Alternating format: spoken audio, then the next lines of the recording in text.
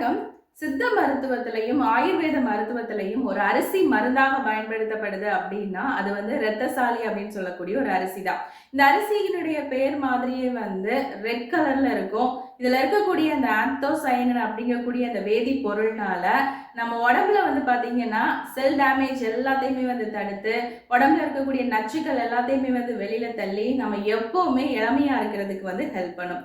2வது low glycaemic index இருக்கிறதுனால சர்க்கரை நோயாளிகளுக்கு ஒரு தினசரி உணவா எடுத்துக்கிறதுக்கு ரொம்ப ஹெல்ப் பண்ணும். இந்த அரிசியினுடைய பேர்ல இருக்கிற மாதிரியே ரத்தத்தை விருத்தி செய்யறது, அதாவது ஆர்பிசியை அதிகப்படுத்தக்கூடிய வேலையை செய்யுது. அடுத்து நீங்க வெயிட் லாஸ் ஆகணும் அப்படின்னு இருக்கிறவங்க இந்த அரிசியை எடுத்துக்கொள்ளலாம். செரிமான சம்பந்தமா இருக்கக்கூடிய பிரச்சனைகள் எல்லாத்தையுமே நீக்கும்.